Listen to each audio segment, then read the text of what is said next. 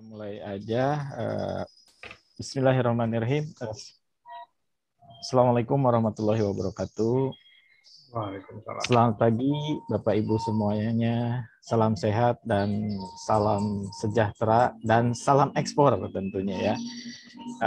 Alhamdulillah pagi ini kami dari sekolahekspor.com kedatangan tamu istimewa, yaitu Bapak Atase Perdagangan dari KBRI Malaysia. Program Sekolah Ekspor terkait Zoominar dengan beberapa KBRI, ITPC, dan lain sebagainya, ini merupakan program kami yang rutin, di mana kami Sekolah Ekspor selalu memberikan edukasi kepada para member, para UKM, atau para pebisnis lainnya yang ingin meningkatkan atau naik kelas ya dari UKM menjadi eksportir atau UKM eksportir. Nah, kami di Sekolah Ekspor selalu memberikan edukasi-edukasi dan juga langsung dengan narasumber yang memang memiliki informasi dan kapasitas sehingga bisa memberikan informasi yang tepat mungkin ya. Nah, kali ini kita akan coba gali potensi pasar Malaysia, terutama karena ini sangat menarik sekali, sebab ini dari sisi geografis, dari sisi rumpun, dan juga mungkin secara kebijakan dan lain-lain mungkin akan lebih mudah, dan ini sangat-sangat cocok sekali untuk produk-produk UMKM kita. Nah, sebagai perkenalan, kami dari Sekolah Ekspor, saya Titan, sebagai pendiri Sekolah Ekspor dan juga mentor di Sekolah Ekspor. Di sini ada juga partner saya, yaitu Pak Roni, juga sebagai mentor dari Sekolah Ekspor, juga mentor dari PPI. Saya pribadi di bidang ekspor impor sudah sejak tahun 1997. Dan partner kami, Pak Roni, juga merupakan eksportir rotan furniture dari Cirebon. Nah, Sekolah Ekspor didirikan tujuannya untuk membantu para UKM, para pebisnis pemula yang ingin ya meningkatkan kelas atau meningkatkan menjadi eksportir mandiri. Nah, mudah-mudahan kami Sekolah Ekspor dapat mencetak eksportir-eksportir baru ke depannya dengan visi kami menciptakan 1000 eksportir baru. Nah, oleh karena itu kami memiliki beberapa program yang salah satunya adalah program yang seperti kita lakukan di pagi hari ini. Nah, Bapak Ibu ya sedikit mungkin mengulas terkait Malaysia, dan saya cerita pengalaman sedikit bahwa Malaysia ini pasar yang boleh dibilang mungkin tidak terlalu sulit ya bagi produk UKM, karena ada beberapa hal mungkin nanti akan dijelaskan oleh Pak Atase kita bagaimana dan apa gitu ya. Terakhir saya masuk ke Malaysia itu di acara MIHAS ya, sebelum pandemi kemarin gitu. Dan di sana sebagai gambaran, MIHAS itu adalah Malaysia International Halal Showcase, di mana di sana bagi para pebisnis yang bergerak di bidang UMKM, kuliner, makanan, dan juga fashion itu sangat tepat sekali untuk mengikuti event tersebut. Nah, selain event tersebut juga saya juga banyak cerita dari beberapa UKM binaan kami. Kalaupun misalnya ekspor ke Malaysia dengan cara dan pola retail, dengan cara kirim ke beberapa teman-teman WNI yang ada di Malaysia, TKI, TKW, itu juga bisa dilakukan gitu ya. Dan ini juga mungkin nanti akan dijelaskan lebih detail oleh Pak Atase kita. Mudah-mudahan ke depan Malaysia sudah bisa terbuka lagi secara kunjungan ataupun bisnis dan lain sebagainya, dan juga nanti barangkali ada informasi exhibition di tahun 2022 ya, karena Malaysia sudah open border sehingga kita bisa ikut event di Malaysia ya. Saya sudah kangen sekali ke makan nasi lemak di Malaysia. Itu saja pembukaannya dari saya. Mungkin waktu dan layar kami persilahkan ke Pak Atase, Pak Deden Muhammad. Monggo Pak. Terima kasih Pak Mas Titan atas kesempatannya. Ya, sebelum dimulai nanti apakah ada narasumber yang lain di sesi ini? Karena kalau lihat di flyernya itu ada beberapa narasumber, Mas Titan. Ya, paling saya dan Pak Roni dan Pak Deden. Oh ya, oke. Baik, terima kasih sekali lagi atas kesempatan yang diberikan pada kami untuk bisa berbagi pada kesempatan yang baik ini ya di awal tahun, dimulai dengan usaha-usaha ya untuk bisa melakukan atau meningkatkan pemasaran dari produk Bapak Ibu sekalian, khususnya untuk dapat memasuki pasar Malaysia. Sebagaimana tadi disampaikan oleh Pak Titan, bahwa pasar Malaysia ini merupakan pasar yang unik ya dibanding dengan pasar-pasar yang lainnya. Nanti kami akan sharing terkait dengan sekilas informasi tentang pasar Malaysia, dan tidak banyak nanti untuk sharingnya, kita akan lebih banyak nanti mungkin di diskusi ya untuk menggali hal-hal yang kiranya Bapak Ibu sekalian ingin ketahui terkait dengan pasar di Malaysia. Bapak Ibu sekalian, untuk pasar Malaysia ini ini saya share screen dulu. Baik, jadi untuk pasar Malaysia khusus untuk produk UKM. Sebentar, kayaknya ada ya. Sebentar Pak.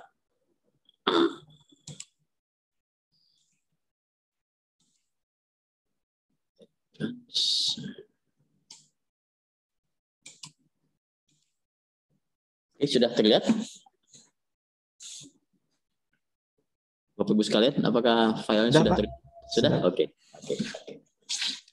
Baik, Bapak Ibu sekalian, jadi jika kita bicara pasar Malaysia, khusus untuk produk-produk UKM, di sini maka kita bicara sedikit ya terkait dengan pasar Malaysia seperti apa.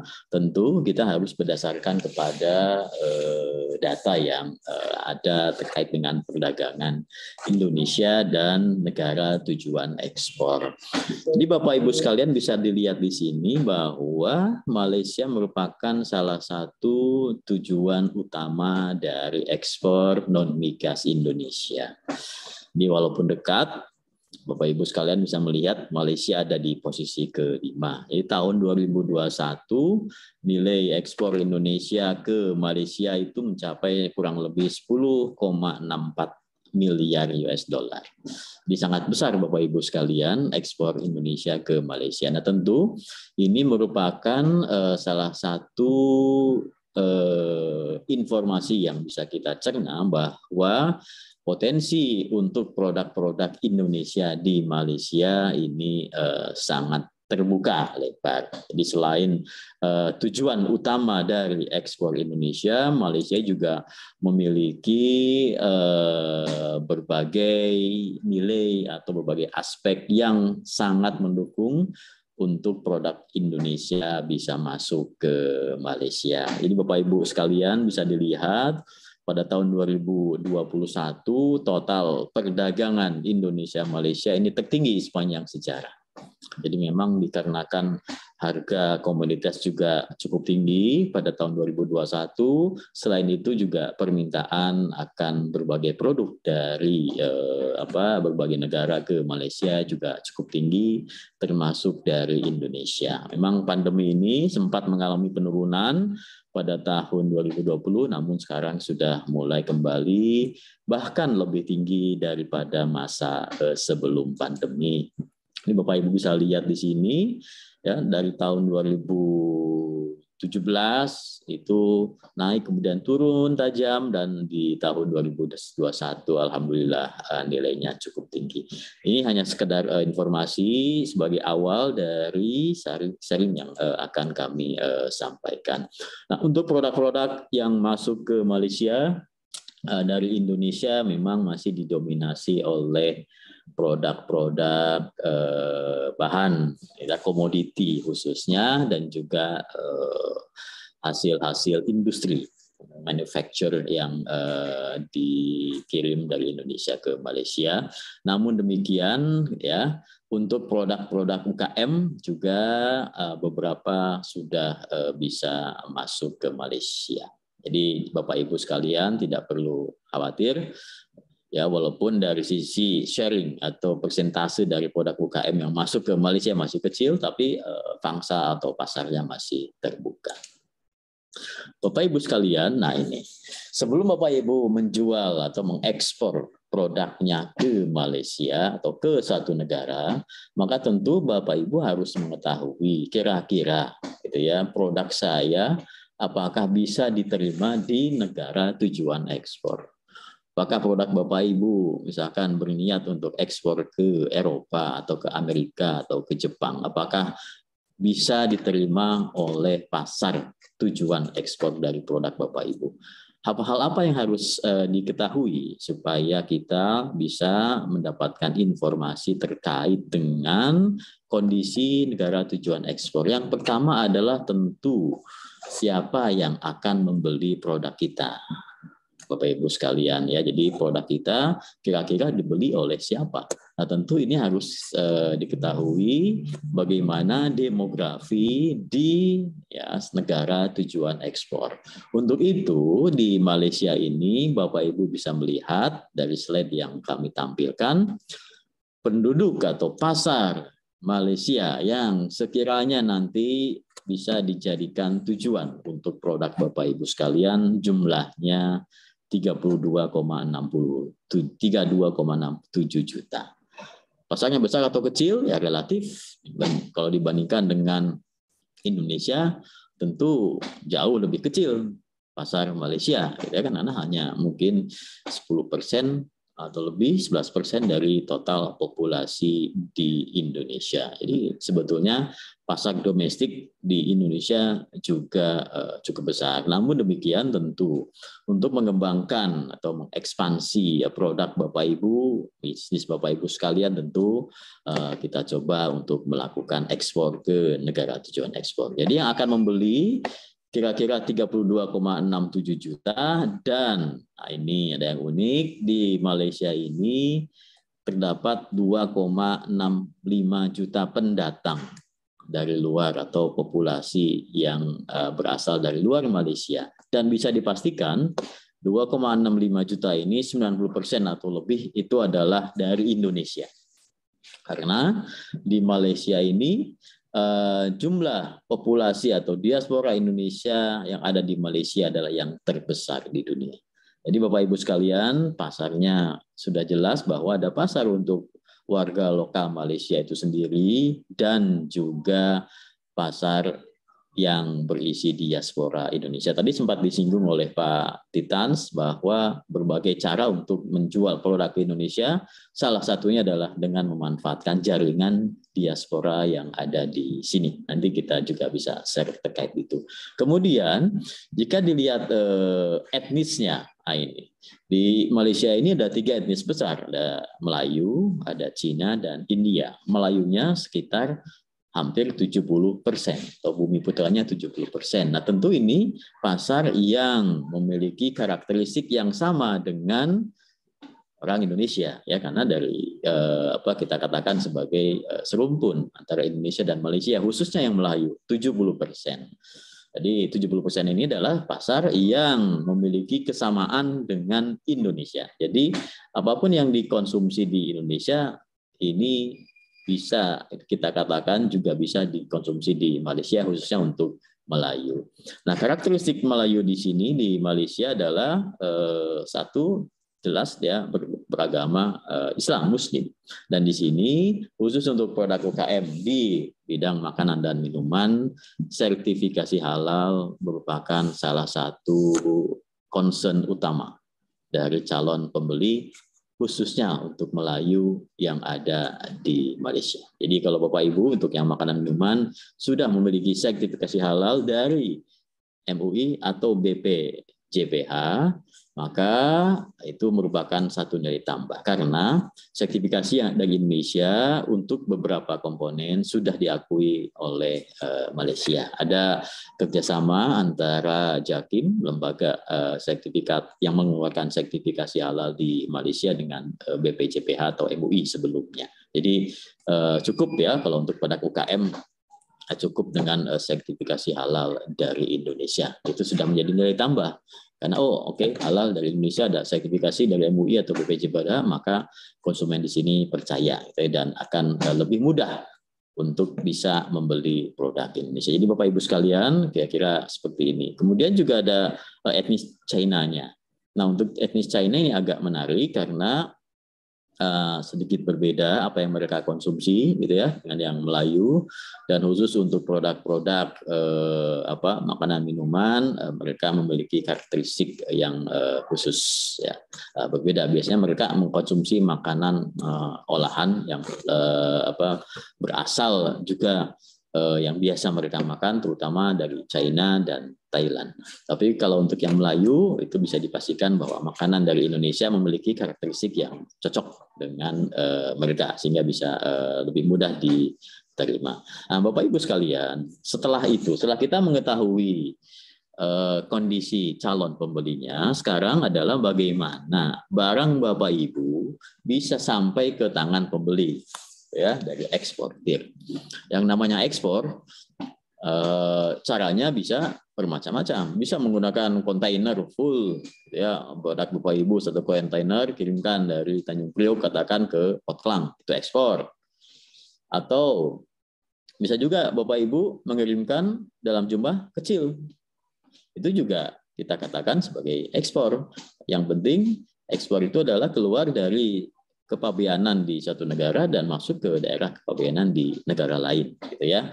Itu kita katakan ekspor. Atau bagaimana jika Bapak Ibu berjualan secara online menggunakan platform e-commerce yang sudah ada, itu juga kita katakan Bapak Ibu sudah melakukan ekspor. Jadi Bapak Ibu sekalian, untuk bisa mencapai pembeli yang ada di Malaysia, kita lihat dari tadi demografinya kita kategorikan menjadi dua untuk pasarnya. Yang pertama adalah pasar yang medium ke atas, menengah ke atas. Ya, itu dipegang oleh hipermarket atau supermarket modern. Yang kedua adalah pasar menengah ke bawah. Nah, untuk produk-produk gitu ya yang selama ini masuk dari UKM, biasanya target pasarnya adalah untuk menengah ke bawah. Pasar menengah ke bawah itu apa? Pasar menengah ke bawah adalah satu toko-toko kelontong kecil gitu ya, yang biasanya di Malaysia dikenal dengan nama kedai runcit, itu yang tersebar di berbagai daerah termasuk di pemukiman kecil, tidak banyak, tapi dia menjual langsung kepada pembeli di sekitar toko tersebut. Atau juga bisa ke pasar tradisional seperti itu. Nah, untuk yang pasar menengah ke atas itu hipermarket modern, biasanya yang masuk ke situ tentu berbeda karakteristik produknya. Untuk makanan minuman tentu harus sudah memiliki sertifikasi tambahan selain tadi yang kami sampaikan. Nah, untuk bisa sampai ke calon pembelinya, Bapak Ibu tentu harus bisa menjalin komunikasi, menjalin kontak dengan calon importirnya di sini. Ya, calon importirnya di Malaysia sendiri ada berbagai lapisan. Yang pertama adalah importirnya yang langsung membawa produk dari Indonesia, kemudian dia akan, di sini ada dua. Dia bisa menjual ke wholesaler, ke lapisan di bawahnya sebelum masuk ke end user atau pembeli, atau importirnya itu juga berfungsi atau sekalian sebagai wholesalernya yang nanti dia akan langsung dari importir itu tidak melalui wholesaler, tapi dia juga bertindak sebagai distributor, langsung mengirimkan produknya ke toko-toko retail.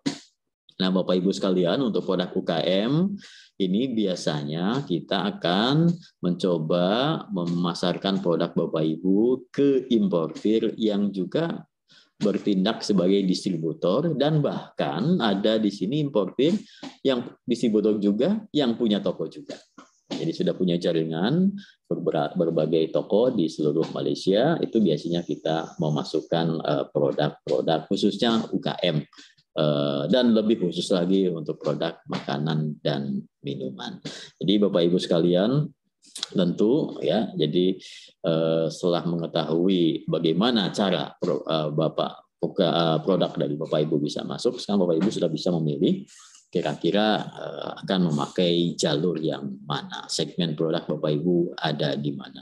Kemudian yang tidak kalah penting, produk-produk yang baru atau belum pernah ekspor ke Malaysia tentu memerlukan effort tambahan, memerlukan usaha tambahan untuk memperkenalkan produk Bapak Ibu sekalian.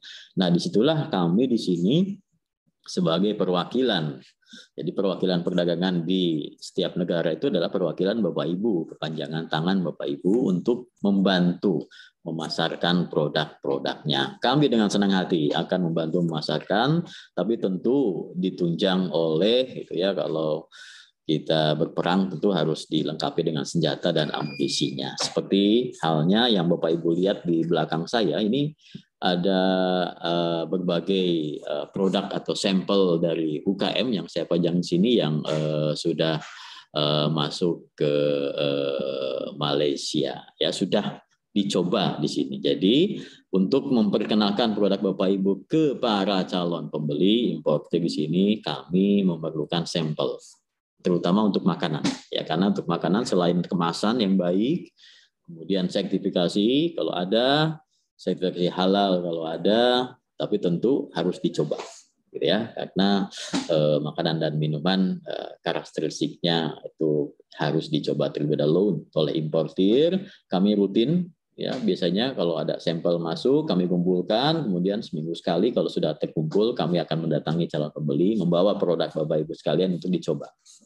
Setelah itu, setelah dicoba kalau oke, maka yang menjadi faktor selanjutnya produk Bapak Ibu bisa dipasarkan di Malaysia adalah harga. Ya, harga di Malaysia menjadi patokan utama untuk pembeli, sama dengan di Indonesia.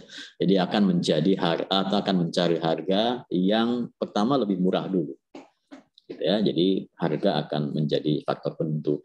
Nah, untuk harga di Malaysia untuk produk makanan minuman khususnya itu berada di rentang antara 2 sampai 10 ringgit Malaysia untuk satu kemasan, tergantung ukurannya.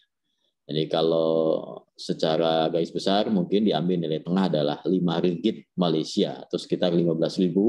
Tapi kalau produknya bagus itu bisa dijual sampai 10 ringgit Malaysia. Harga retail di sini. Ya, jadi silakan Bapak Ibu, produk saya di rentang berapa? Tentu bisa sekarang mendapatkan sedikit gambaran terkait dengan kira-kira produk yang ada di Malaysia seperti apa. Jadi untuk makanan minuman khususnya untuk kemasan itu ada di antara 2 sampai dengan 10 ringgit Malaysia. Itu yang banyak beredar di pasaran. Baik Bapak Ibu sekalian, selain itu Bapak Ibu juga bisa manfaatkan platform e-commerce untuk menjual produknya langsung dari Indonesia ke Malaysia. Sekarang pasar e-commerce khususnya di ASEAN sudah terbuka, bisa menggunakan platform yang sudah banyak di Malaysia, yang kalau boleh menyebutkan itu ada Shopee dan Lazada kalau di Malaysia. Jadi banyak sekali barang yang dikirim dari Indonesia langsung ke Malaysia melalui platform e-commerce. Nah, ini untuk produk-produk UKM sampai dengan Desember 2021 ini beberapa memang mengalami penurunan dikarenakan kondisi atau pandemi COVID-19 tahun 2020-2021 di Malaysia diberlakukan pembatasan yang sangat ketat. Pintu perbatasan ditutup, wisatawan tidak ada, sehingga barang-barang yang berkaitan dengan wisata itu juga permintaannya menurun tajam. Bisa Bapak Ibu lihat sini, kerajinan, perhiasan, furniture gitu ya, itu mengalami penurunan. Tetapi untuk makanan olahan justru mengalami kenaikan. Jadi untuk makanan olahan, walaupun kondisi pandemi, potensinya sangat-sangat masih terbuka, gitu ya, karena permintaannya ternyata tidak berkurang walaupun kondisi sedang pandemi. Kemudian, nah ini yang perlu Bapak Ibu ketahui juga setelah mengetahui kondisi pasar, kemudian bagaimana mengirimkan produk Bapak Ibu ke satu tujuan. Nah tentu yang tidak kalah pentingnya adalah regulasi yang berlaku di setiap negara. Karena berbeda, tidak sama. Tetapi prinsipnya adalah regulasi impor itu ditujukan untuk menghambat. Jadi walaupun perdagangan sekarang sudah bisa dikatakan sistemnya sudah terbuka, ya, perdagangan global, setiap negara boleh ada WTO, tetapi pada pelaksanaannya setiap negara, termasuk juga Indonesia, memberlakukan regulasi impor yang tujuan utamanya adalah menghambat barang dari luar untuk bisa masuk ke dalam suatu negara. Tujuannya ya tentu yang pertama adalah melindungi pasar domestiknya. Demikian pula di Malaysia. Jadi regulasi impornya harus Bapak Ibu ketahui. Kira-kira barang saya bisa masuk atau tidak. Nah, di Malaysia sendiri sama halnya dengan di negara lain, untuk regulasi impor itu dikategorikan menjadi 3. Yang pertama adalah barang yang memang tidak boleh masuk, dilarang impor ke Malaysia. Ya, yang kedua adalah barang boleh masuk, tetapi harus ada izinnya atau approve permitnya yang dikeluarkan oleh kementerian di Malaysia. Dan yang ketiga adalah barang yang boleh masuk, gitu ya, tidak harus ada izin impornya, tetapi ada persyaratan yang harus dipenuhi oleh barang tersebut. Barang yang dilarang impor diantaranya, yang pertama adalah tentu barang-barang berbahaya. Yang kedua yang unik ini adalah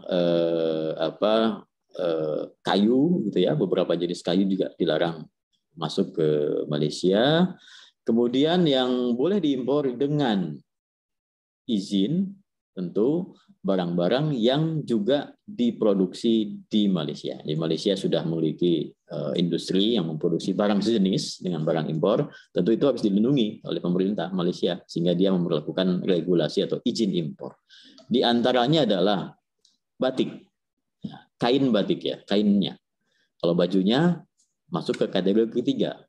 Kalau yang sudah diproses menjadi barang jadi, kain batik diproses menjadi baju, menjadi scarf atau aksesoris lainnya, itu bisa masuk ke Malaysia. Tetapi kalau kainnya saja, itu harus izin. Harus ada importirnya, harus mengajukan izin impor. Dan pengalaman sampai saat ini, izin impor itu sangat sulit dikeluarkan. Jadi sebetulnya kain batik ini, atau kain-kain ini, kalau bisa dikatakan ya sebetulnya dilarang, walaupun secara aturan tidak, tapi harus menggunakan izin, tapi izinnya sulit dikeluarkan. Jadi sekali lagi Bapak Ibu yang punya batik, kain atau kain apapun ya, itu akan sangat sulit untuk masuk ke Indonesia kecuali produknya sudah atau kainnya sudah diolah menjadi produk jadi. Nah, itu yang yang dipersyaratkan untuk impor untuk kategori yang harus izin. Kemudian Bapak Ibu, barang yang lain itu dikategorikan bebas impor, boleh masuk, termasuk makanan dan minuman. Ini ada baiknya ternyata untuk makanan dan minuman tidak memerlukan izin impor. Ya, tidak memerlukan izin impor. Jadi importirnya bisa langsung mengimpor makanan dan minuman, tetapi nah ini makanan dan minumannya harus sesuai regulasi. Nanti kita lihat beberapa regulasi untuk makanan minuman. Nah, importir di sini nanti akan menambahkan label di dalam kemasan produk makanan dan minuman. Ini ada dipasang stiker, diimpor oleh perusahaan A, katakan. Nah, importirnya itu nanti yang akan bertanggung jawab terhadap produk-produk yang masuk. Berbeda dengan Indonesia. Kalau di Indonesia makanan, sebelum masuk ke Indonesia harus terdaftar dulu, harus diregistrasi terlebih dahulu di BPOM. Kalau di Malaysia tidak.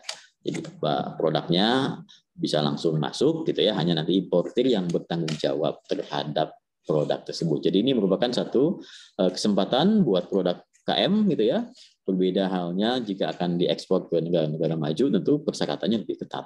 Kalau ke Malaysia itu relatif lebih mudah untuk bisa masuk barang-barang makanan dan minuman. Nah ini, jadi untuk perizinan tadi, kategori barang yang masuk ke kategori kedua ini memerlukan izin dari berbagai lembaga di Malaysia. Ini limbah beracun, hewan, nah ini kemudian lain sebagainya ini harus memerlukan izin contohnya, tapi saya kira itu bukan produk-produk dari UKM. Nah, kemudian untuk regulasinya, tadi yang kategori ketiga untuk makanan minuman boleh masuk, tetapi harus sesuai regulasi. Nah, ini regulasinya ada dalam bentuk undang-undang, akta makanan dan regulasi makanan aturan turunannya, tapi tidak rumit ya, jadi masih bisa dipenuhi oleh produk-produk UKM. Contoh ini, untuk produk-produk yang masuk ke Malaysia tidak perlu izin, tetapi harus memenuhi persyaratan. Contoh untuk kecap. Jadi untuk kecap ini tidak boleh nitrogennya kurang dari 0,6%. Ini akan dilakukan pengecekan secara acak oleh Kementerian Perdagangan Kementerian Kesehatan di Malaysia terhadap produk-produk makanan, terutama untuk kecap. Karena seringkali kecap yang dikirim dari Indonesia itu nilai atau kandungan nitrogennya di bawah persyaratan yang ada di sini yaitu 0,6, sehingga pada saat dilakukan inspeksi di pelabuhan ataupun di toko ditemukan barangnya atau kecapnya tidak sesuai, itu akan ditarik. Jadi kecapnya akan ditarik kalau sudah masuk ke pasar di toko, atau akan tertahan di pelabuhan kalau barangnya masih di pelabuhan. Jadi sekali lagi, untuk makanan minuman boleh masuk, tetapi ada yang harus dipenuhi.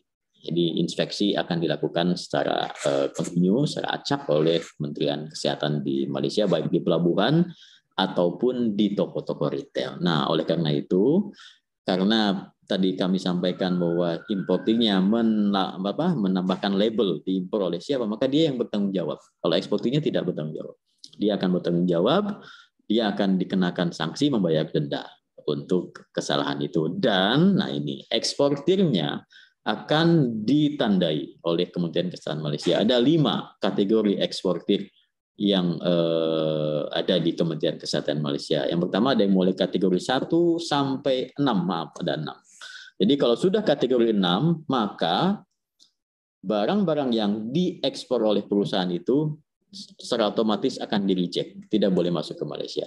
Kapan suatu perusahaan dikategorikan ke dalam level 6? Kalau dia sudah melanggar beberapa kali. Ya.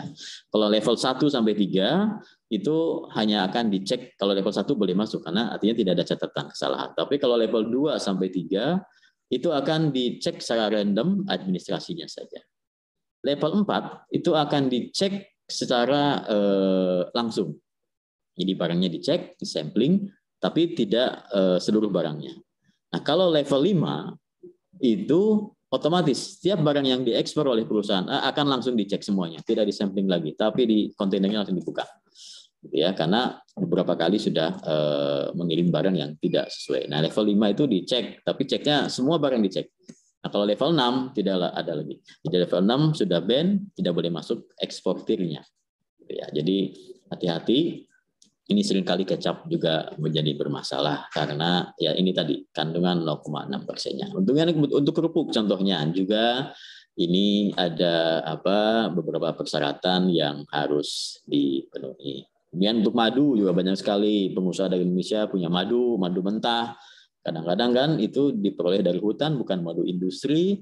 Tentu agak sulit bagaimana melakukan pengukurannya. Nah, itu ya juga sering menjadi masalah, kecuali madunya sudah diproses, yang sudah dikemas di dalam botol, kemudian dijual ke Indonesia, ke Malaysia. Itu juga sudah ada beberapa produk dari Indonesia sudah memiliki izin untuk madu, ya, untuk bisa dijual di. Tapi itu kebanyakan adalah produk dari pabrikan. Nah, Bapak Ibu sekalian, kira-kira ini Ya, jadi beberapa hal yang harus Bapak Ibu ketahui terkait dengan bagaimana melakukan ekspor ke Malaysia.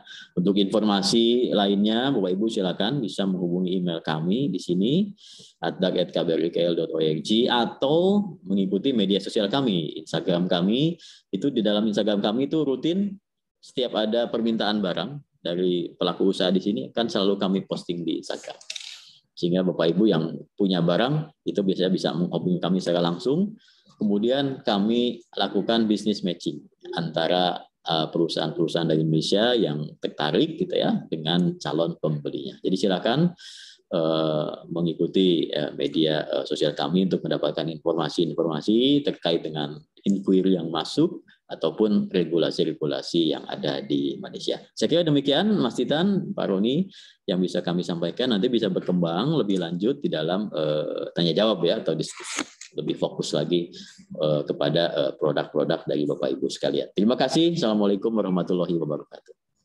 Waalaikumsalam warahmatullahi wabarakatuh. Terima kasih Pak atas Perdagangan Malaysia, Pak Deden yang sudah memberikan paparan yang luar biasa nih. Pagi ini kita mendapatkan pencerahan gitu. Ternyata kalau khusus untuk UKM ini banyak sekali kemudahan. Memang sepengetahuan saya, JAKI Malaysia dengan halal MUI itu sudah ada semacam MOU ya Pak ya, karena waktu itu kita pernah masuk makanan, nggak usah lagi ngurus ke JAKIM.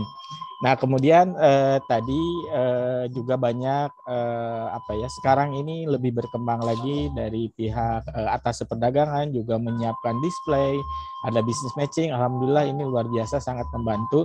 Dan mungkin nanti juga Pak Deden barangkali ada info di 2022 ini ada event apa yang memang sekiranya cocok untuk teman-teman UKM bisa mencoba, paling tidak visitor ya kalau belum siap untuk jadi eksibitor gitu ya, karena Malaysia ini cukup dekat.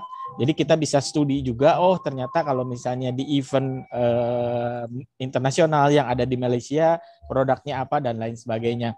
Dulu saya sempat riset dan juga masuk beberapa Pak fashion telekung ya kalau di sana sama apa ya kena jilbab gitu, mau kena itu lumayan juga, cuman memang sempat terhenti karena satu dan lain hal gitu. Nah ini saya juga apakah pangsa pasar fashion ini masih baguskah di Malaysia? Kalau makanan tadi sudah banyak diulas. Nah, mudah-mudahan nanti teman-teman bisa bertanya langsung ke Pak Deden, apa saja sih produk yang memiliki potensi untuk bisa langsung masuk ke pasar Malaysia. Nah, sebelum dilanjut pertanyaan, mungkin ada tambahan dulu dari Pak Roni. Silakan Pak Roni.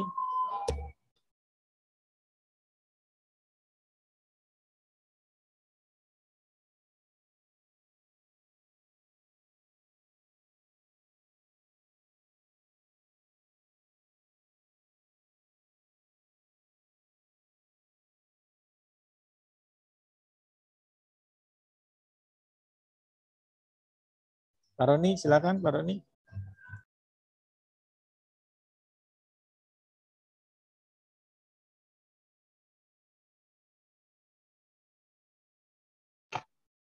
Ya, tadi saya tidak bisa unmute. Ya, terima kasih Pak Deden, Pak Titan atas informasinya, sangat menarik sekali.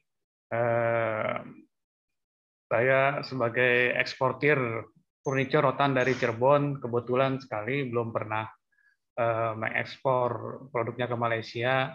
Nah, barangkali mungkin Pak Deden bisa memberikan informasi bagi kami produsen dan eksportir furniture dari Kerajaan Rotan, apakah ada sejenis pameran khusus untuk furniture, dan apakah juga bisa mengirimkan sampel kami untuk display ke KBRI Malaysia. Demikian Pak Deden, mohon informasinya.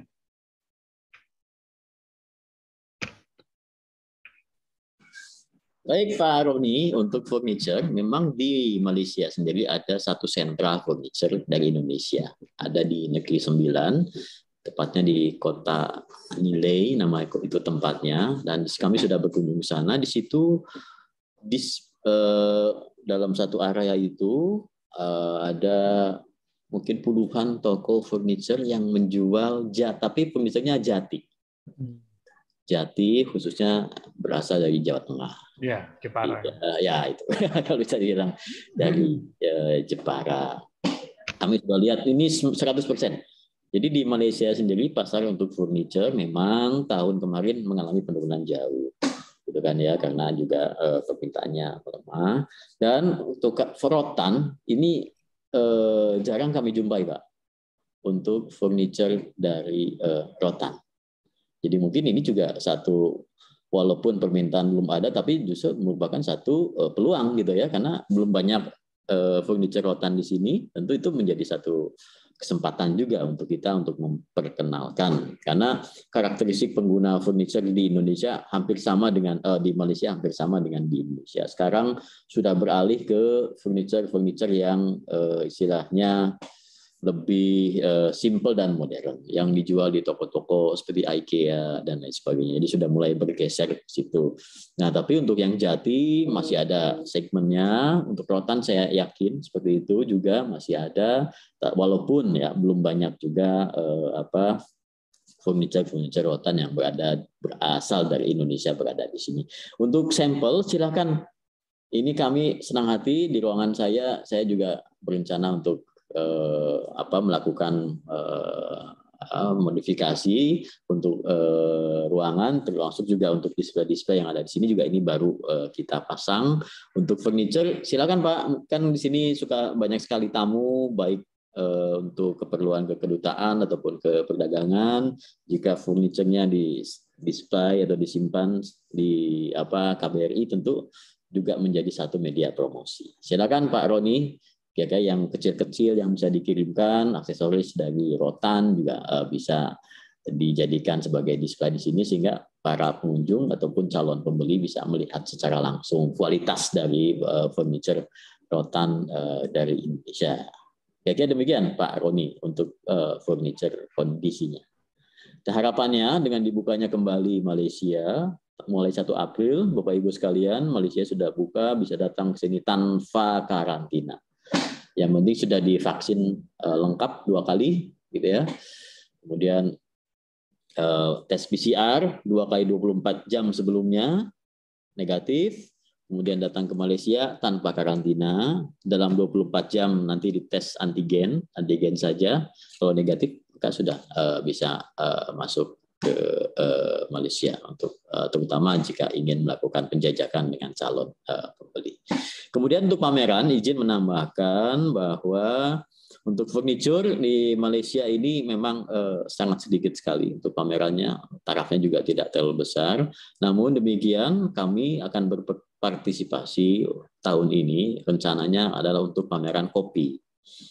Jadi pada bulan Mei ini ada pameran kopi di Kuala Lumpur, International Coffee and Beverage Show. Ini relatif baru, jadi kami tertarik juga untuk mencoba untuk pasar kopi di Malaysia, karena memang sudah banyak sekali masuk kopi, tapi yang masuk ke sini adalah green bean-nya. Green bean dari Lampung, Robusta, gitu kebanyakan. Nah, kita cobalah, kan di Indonesia masih banyak varietas kopi lain yang lebih baik gitu ya, specialty coffee. Ini yang coba akan kita promosikan atau kita perkenalkan ke Malaysia melalui event pameran. Jadi Bapak Ibu yang mempunyai produk kopi, silakan bisa menghubungi kami tadi lewat email ataupun Instagram kami gitu ya, untuk kita jajaki supaya bisa berpartisipasi di pameran tersebut. Kemudian juga ada tadi disinggung pameran MIHAS. Malaysia untuk industri untuk halalnya, itu yang terbesar di Malaysia, MIHAS. Dan juga ada pameran yang diselenggarakan oleh Selangor, tapi cukup banyak juga peminatnya, kunjungannya. Tahun kemarin kami ikut, yaitu Selangor International Food and Beverage, itu di bulan November. Itu juga bisa Bapak Ibu ikuti, bisa dijajaki untuk pameran-pameran khususnya ya untuk produk-produk UKM di bidang makanan dan minuman. Saya kira demikian, mungkin nanti bisa berkembang lagi. Silakan kalau ada yang menyampaikan pertanyaan ataupun informasi lainnya. Silakan Mas Titan, kami kembalikan waktunya. Kang Titan aja lah. Baik, terima kasih Pak Deden, Pak Roni. Ini sami-sami orang Bandung. Ini sudah banyak yang mau bertanya dan mungkin dari tadi sudah penasaran nih apa sih? Nah, boleh silakan nanti yang bertanya sudah raise hand dan nanti kami untuk unmute, mohon perkenalkan diri dari mana, kemudian juga produknya apa nanti gitu ya. Baik, kita kasih kesempatan dulu sama Ibu Fitri. Ada baiknya juga kameranya Fitri, online. Nah, silakan di-unmute Bu Fitri. Halo, Assalamualaikum. Ya, kameranya di-on kan Bu, biar kamera boleh di-on kan? Sudah Pak, ini sudah on di sini Pak. Ya. Assalamualaikum warahmatullahi wabarakatuh Pak Deden. Salam. Terima kasih Pak Titan atas waktunya. Perkenalkan Pak, saya Fitri, domisili saya di Batam, tapi aslinya Riau Pak. Saya ingin bertanya terkait dengan potensi produk perikanan air tawar Pak Deden.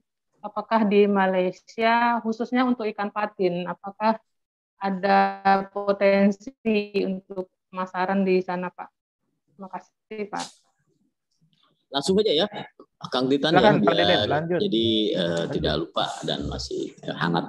Untuk ikan, memang di sini untuk ikan itu harus, karena dia produk perikanan dan pertanian, itu harus importingnya harus memiliki izin untuk impor. Nah, untuk ikan di sini, untuk ikan air tawar khususnya di Malaysia sendiri banyak sekali gitu ya, ikan-ikan yang berasal lokal untuk air tawar. Di sini kita sering menyebut atau ikan talapia atau di Indonesia ikan nila seperti itu. Gitu ya. Kemudian juga berbagai jenis ikan yang lainnya. Tetapi sekali lagi untuk produk perikanan juga sudah mulai banyak masuk dari Indonesia, khususnya dari Sumatera karena lebih mudah. Dari Sumatera lebih dekat kan, karena untuk produk perikanan kalau dia fresh itu biasanya kan jangka waktunya tidak terlalu panjang. Jadi biasanya dikirim dari dekat. Jadi Bapak Ibu sekalian, khusus untuk dari pesisir Sumatera bagian timur, biasanya juga untuk menjual produk khusus untuk produk perikanan dan produk pertanian, sayur dan buah, itu dilakukan dengan metode kapal atau barter trade, yang menggunakan kapal-kapal kecil dari pelabuhan-pelabuhan kecil di Sumatera bagian timur dan pelabuhan-pelabuhan kecil di Malaysia bagian barat yang hanya menyeberangi Selat Malaka. Itu bisa dilakukan Bapak Ibu untuk produk-produk perikanan dan pertanian. Tetapi jika produk Bapak Ibu akan masuk di segmen di supermarket, karena banyak sekali juga udang dari Indonesia banyak. Kemudian ikan, tapi ikan laut yang banyak masuk sini.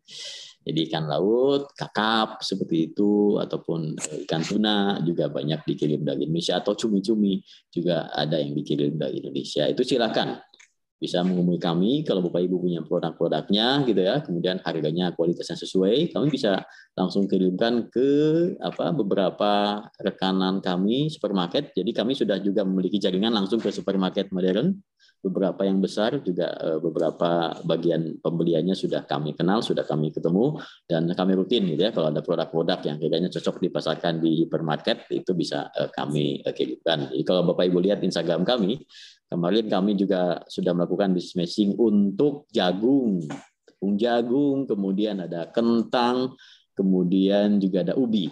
Itu kan ada permintaannya. Jadi silakan Bapak Ibu untuk perikanan. Tadi kami sampaikan untuk ikan daratnya memang agak sedikit sulit karena Malaysia juga memproduksi, tapi atau ikan lautnya masih terbuka. Kira-kira demikian, Ibu Fitri. Tambah sedikit Pak.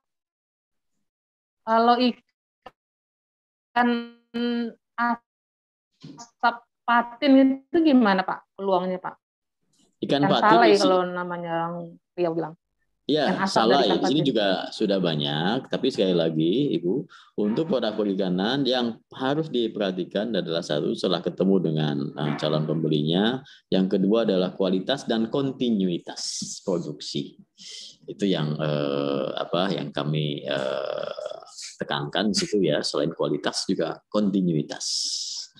Ya, karena kadang-kadang juga untuk beberapa produsen di Indonesia ada permintaan bersama kedua bisa dipenuhi, terus selanjutnya ternyata tidak bisa lagi memenuhi. Jadi Ibu silakan kirimkan company profile-nya, kemudian spek produknya, dan juga harganya ke email kami. Jadi sehingga kami kalau sudah punya data itu, kami akan langsung kirimkan ke calon-calon pembeli dan kita lihat responnya seperti apa. Kalau mereka tertarik, mereka akan minta dijadwalkan business matching. Itu selalu kita lakukan. Baik, Bu Fitri ya. Ya, Pak. Selanjutnya Mas Titan, siapa? Silakan. Baik, terima kasih Pak Deden. Ya, selanjutnya saya kasih kesempatan yang sudah resign itu Pak Muhammad Frido. Silakan Muhammad Frido. Silakan. Baik, terima kasih. Assalamualaikum warahmatullahi wabarakatuh. Perkenalkan, nama saya Muhammad Frido. Saya asal dari Kalimantan Selatan, Banjarmasin. Tadi alhamdulillah kayaknya sudah terjawab sebagian ya untuk produk ikan laut. Soalnya saya saat ini sedang fokus di komoditas perikanan laut, Pak, yang frozen maupun yang segar. Jadi saya mau menanyakan aja potensi yang paling besar untuk produk perikanan laut itu apa aja dan biasanya kualitas apa yang diminta untuk buyer di sana. Terima kasih. Ikan laut yang berpotensi selain segar juga frozennya. Kemarin kami juga sudah melakukan business matching untuk frozen fillet ya, fillet tapi dalam bentuk frozen untuk ikan dori. Itu juga kami kemarin sudah.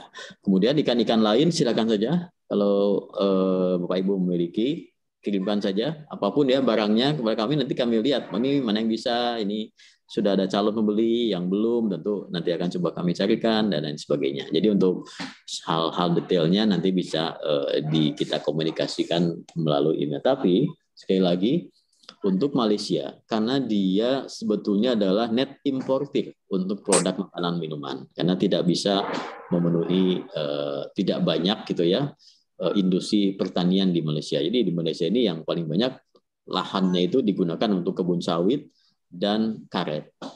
Ya, jadi sudah hampir habis ya untuk kedua komoditi tersebut, sehingga untuk produk lain mereka impor. Jadi ini satu peluang untuk perikanan gitu ya. Kalau di Kalimantan biasanya juga ada perdagangan langsung dengan Sabah dan Sarawak ya, karena lokasi berdekatan gitu ya.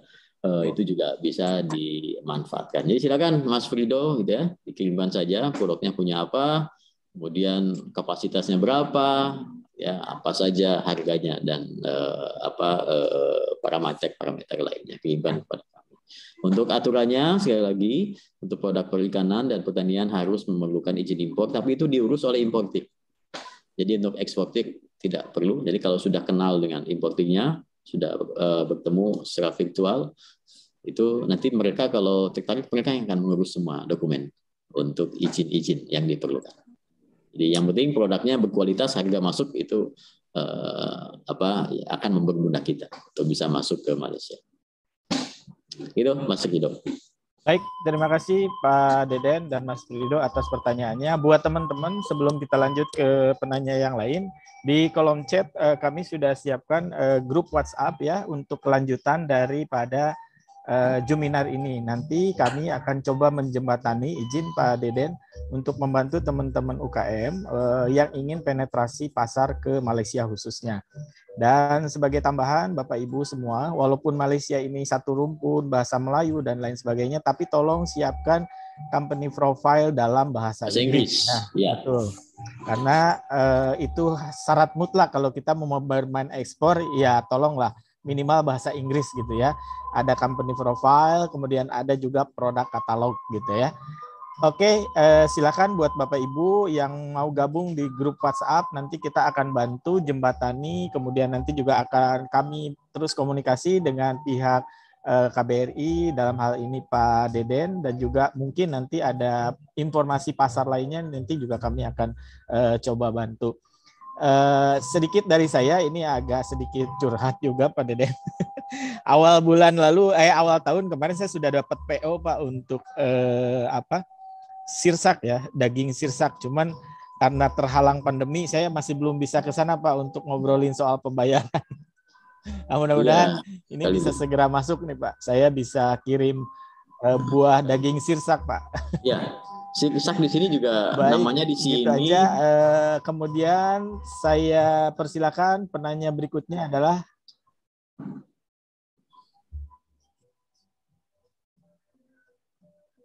Halo Pak. Iya Pak, lanjut Pak.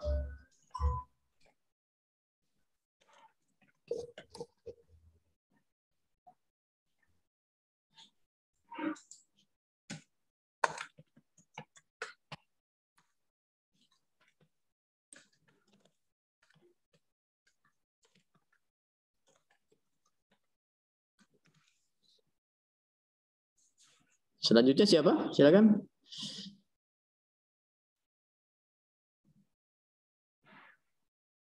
Oh, ini mungkin internet saya kurang stabil. Tadi keputus, Pak. Siap. Selanjutnya Pak Nasrul Fatah ya. Silakan Pak Nasrul di unmute. Iya, baik. Terima kasih kesempatannya Pak Titan, Pak Roni. Terima kasih juga sudah membuatkan webinar kami, Pak. Ya, untuk kami ini bisa Zoom ketemu sama Pak Deden. Saya temannya Pak Abdul Ghafur, Pak, yang punya pilar utama transport yang di Semarang. Pabrik kami juga di Semarang juga. Terima kasih banyak Pak Deden telah membuka wawasan kami perihal potensi pasar di Malaysia. Untuk spesialisasi kami itu lebih di ini Pak, pabrik untuk agroindustri ya, jadi frozen ya, baik sayur, buah ataupun bumbu dapur, dan untuk frozen misalkan kayak daun jeruk purut gitu ya, lengkuas, serai, kunyit gitu ya, semuanya di frozen. Termasuk barangkali buah juga bisa Pak, misalkan buah kayak sirsa gitu ya, mangga gitu ya, kita frozen biar bisa sampai tahan sampai 3 tahun. Nah, perihal produk-produk kami dan termasuk spesialisasi kami yang bisa untuk cold chain industry Pak, untuk rantai pasok dingin, apakah ada importir Pak Deden yang di Malaysia begitu Pak? Sama izin mungkin kami barangkali bisa menyambung silaturahmi juga Pak ya, Pak Deden, Pak Titan, dan Pak Roni. Terima kasih banyak kesempatannya. Baik, Pak Nasrul, untuk produk-produk agro ya, kami sudah memiliki networking yang biasa untuk masuk ke supermarket. Jadi silakan saja, peluangnya ada tuh kalau yang semacam kayak rempah, kemudian buah-buahan. Yang paling sulit di sini ada alpukat. Alpukat di sini banyak, tapi dari Australia, harganya mahal. Ya, dan mereka mencari, dari Indonesia katanya banyak alpukat. Jadi silakan kalau ada yang memiliki produk gitu ya, kemudian spesifikasinya bagus, kuantitasnya juga kapasitas produksi memenuhi, silakan kirimkan kepada kami penawarannya. Nanti kami akan sampaikan langsung pada importir kami yang kami kenal yang memang sudah biasa memasok untuk ke supermarket modern. Ya, bisa ke Hero atau Aeon, kemudian juga beberapa supermarket lainnya. Kami silakan ya, kirimkan saja untuk spesifikasi dan company profile-nya kepada email kami ataupun di media sosial. Untuk produk pertanian banyak, karena Malaysia tidak memproduksi banyak untuk produk pertanian. Jadi peluangnya sangat terbuka. Baik, terima kasih Mas Nasrul. Nanti kita sambung lagi ya di grup. Boleh nanti join di grup WhatsApp yang sudah kami share linknya oleh admin kami. Nanti bisa bertanya-tanya juga kepada kami, dan bila mana ada peluang dan lain sebagainya tentunya kami akan juga informasi. Selanjutnya kami berikan kesempatan kepada Ibu Sri Rejeki. Silakan Bu Sri Rejeki.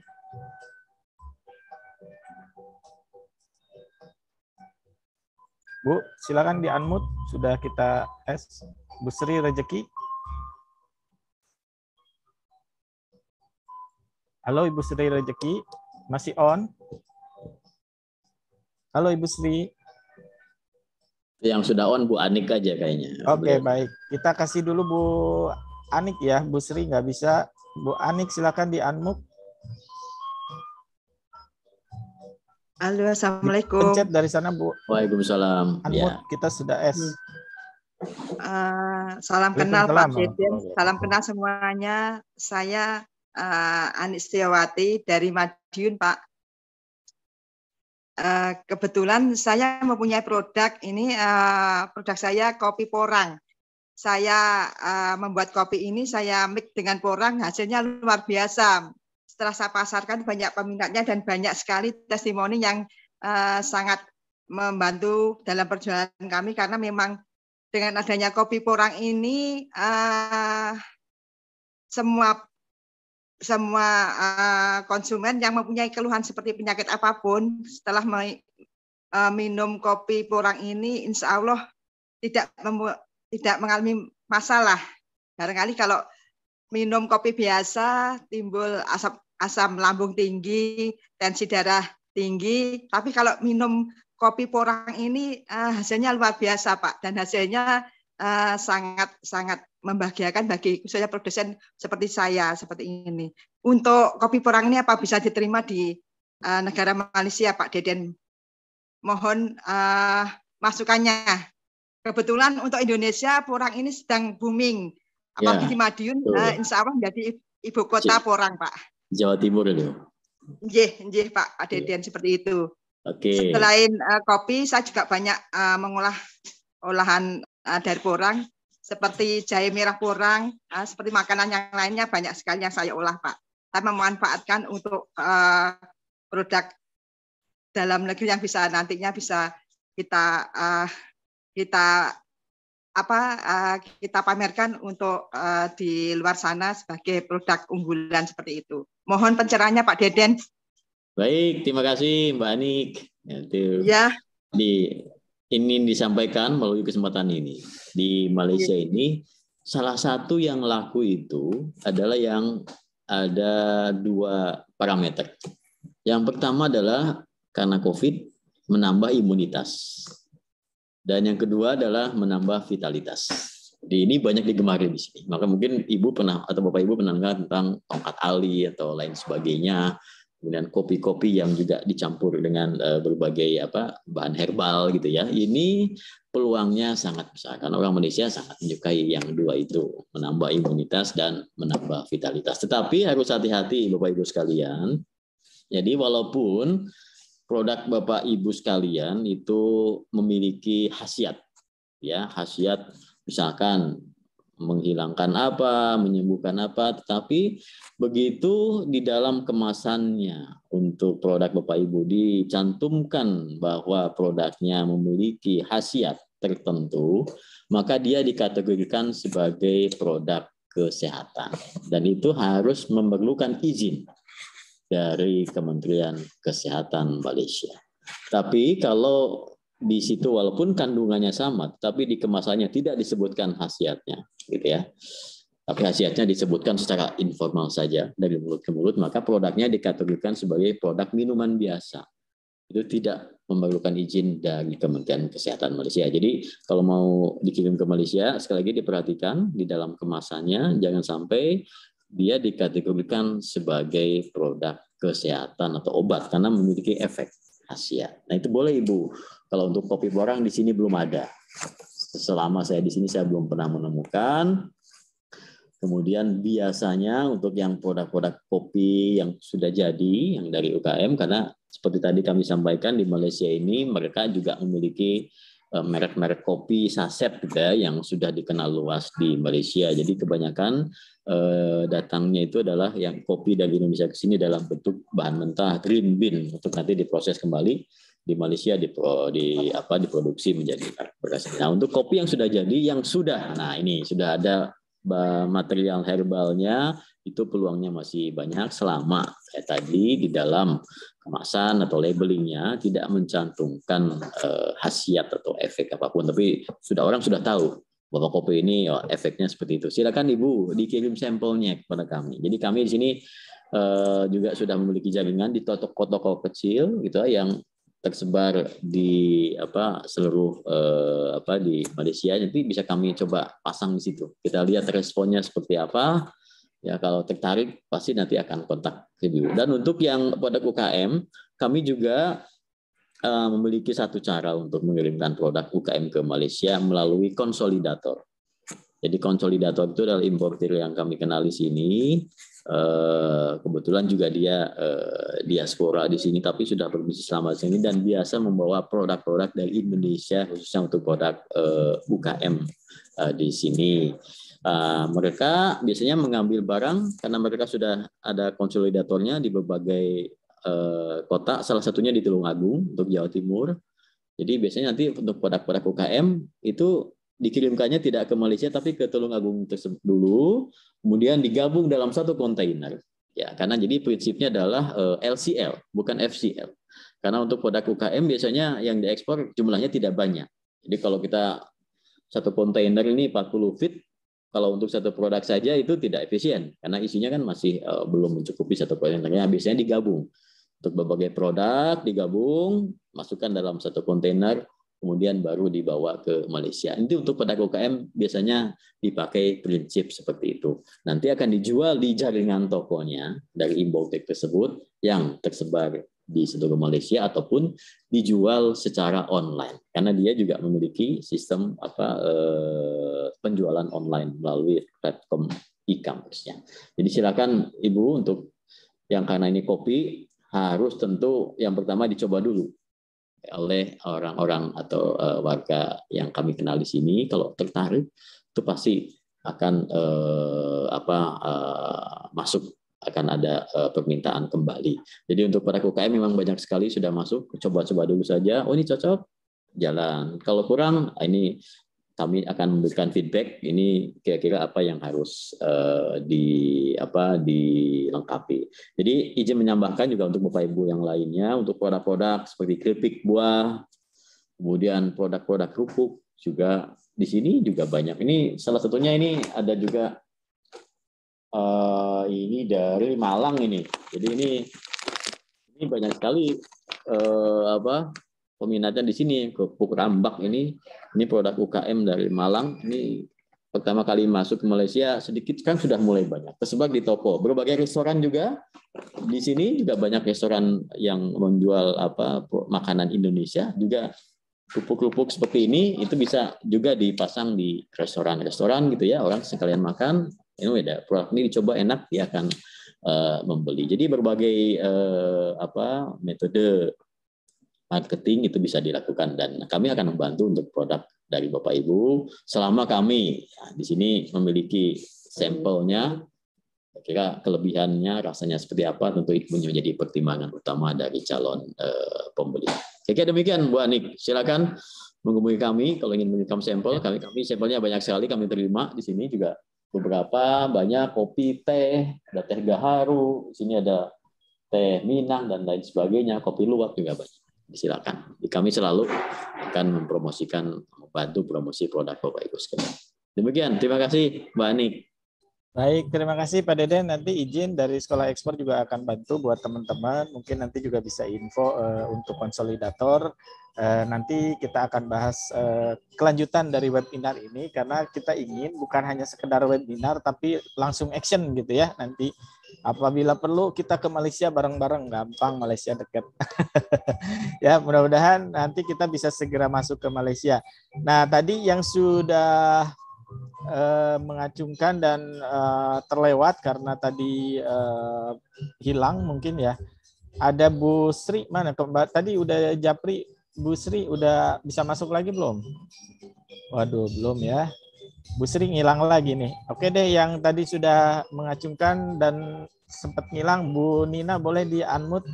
Bu Nina silakan. Selamat pagi, Assalamualaikum Pak. Halo. Waalaikumsalam, silakan lanjut Bu. Kan Bu. Pak, saya UKM produk Kria Logam Pak. Jadi peralatan rumah tangga berbahan stainless dan aluminium.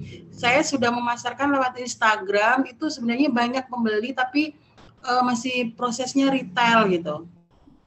Dan yang dari Malaysia itu banyak pembelinya tapi lewat online kami sendiri. Kira-kira apa memang Kria Logam ini kayak panci terus kemudian oven, loyang itu memang banyak dibutuhkan di sana. Kok sampai Malaysia itu secara individual beli di akun kami gitu. Itu aja sih Pak yang mau saya tanyakan. Ya, Baik Bu Nina, memang untuk berangkat memasak ya sekali lagi karena di sini tadi kami sampaikan jumlah diaspora Indonesia di sini banyak sekali 2,5 sampai 3 juta orang. Ya, tentu itu juga satu pasar dan mereka biasanya juga selain bekerja juga beberapa membuka bisnis rumah makan di sini. Di samping juga beberapa orang Malaysia. Jadi di sini untuk perlengkapan masaknya kurang lebih sama dengan Indonesia, tapi beberapa pihak menyatakan bahwa kualitas dari Indonesia lebih baik. Dan itulah mengapa karena di sini belum ada tokonya khusus yang menjual produk masak dari Indonesia, dan konsolidator kami itu juga punya toko dan mereka juga sudah mengambil seperti dandang, kemudian panci-panci itu dari Indonesia itu peminatnya banyak, dandang bakso dan lain sebagainya. Nah, Ibu bisa memanfaatkan itu. Jadi Ibu, karena Ibu sudah memiliki pasar atau sudah memiliki pembeli, tentu kan lebih mudah di sini. Tapi dari sisi pengiriman tentu akan sedikit lebih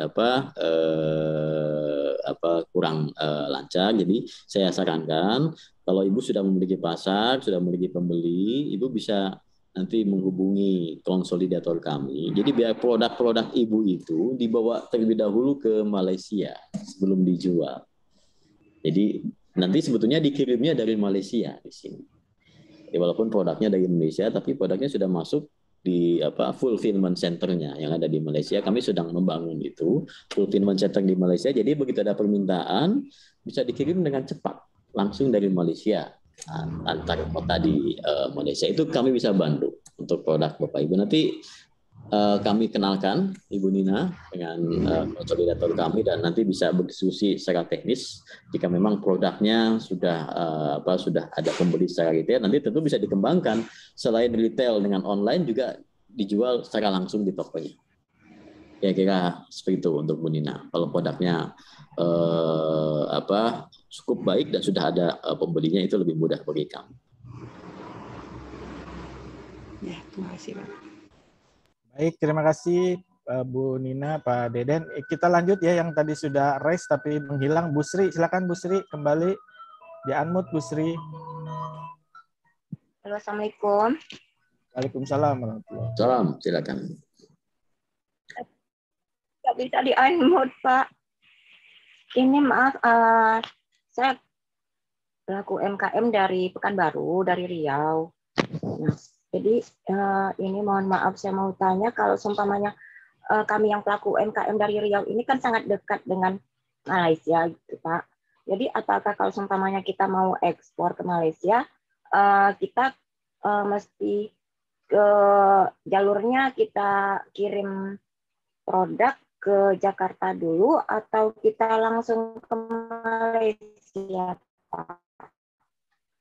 Terus itu yang pertama.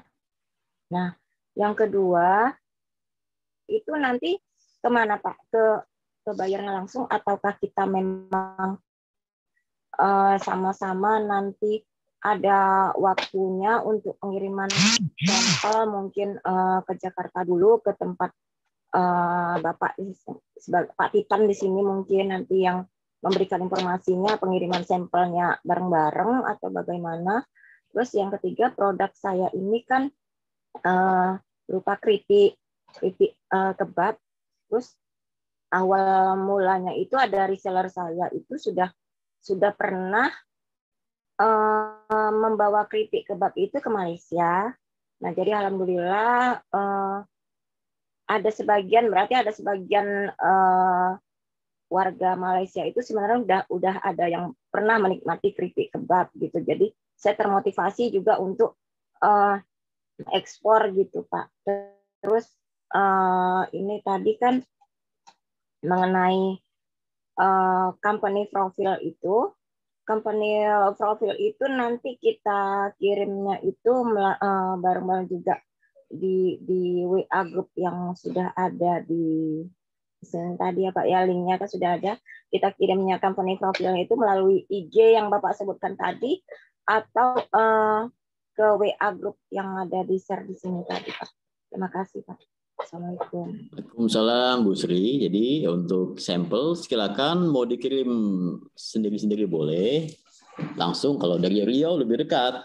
lebih enak kirim langsung, nggak usah ke Jakarta dulu, langsung kirimkan ke Malaysia, atau kalau mau melewati sekolah ekspor dikoordinir oleh Kang Titan juga silakan. Kami pokoknya barangnya sampai saja. Yang kemudian yang kedua untuk company profile itu dikirim langsung kepada kami saja lewat email dan disebutkan gitu ya apapun informasi yang ingin disampaikan di situ, dan boleh juga disebutkan ini dari hasil webinar sekolah ekspor tanggal sekian juga silakan. Sekali lagi untuk produk makanan minuman tanpa sampel kami tidak bisa memasarkan. Kami tidak bisa membantu memasarkan untuk produk makanan minuman kalau tidak ada sampelnya. Ya, sekali lagi itu yang ditekankan Bapak Ibu. Kemudian kalaupun untuk mengirim sampel ini sekali juga kami informasikan jumlahnya juga jangan tanggung. Gitu ya. Ya tidak terlalu banyak juga, tetapi juga tidak terlalu sedikit. Karena di sini kami punya beberapa calon pembeli. Jadi jangan hanya kirim sampel, ada yang kirim sejauh ini juga ada yang kirim cuma 2 biji gitu ya, atau jumlahnya tidak cukup banyak untuk kami sebarkan. Jadi sekali lagi sampel ini menunjukkan keseriusan dari Bapak Ibu untuk melakukan ekspor. Jadi kami bisa melihat ini yang serius mana gitu ya. Produknya bagus tapi kurang serius untuk memasarkan juga akan menjadi hambatan untuk kami. Jadi untuk Bapak Ibu sekalian di sini sekalian disampaikan kira-kira untuk sampel seperti itu untuk pengirimannya. Terima kasih Ibu Sri. Baik, terima kasih Pak Deden. Ini masih banyak banget yang penasaran nih, yang mengacungkan. Apakah masih ada waktu Pak Deden?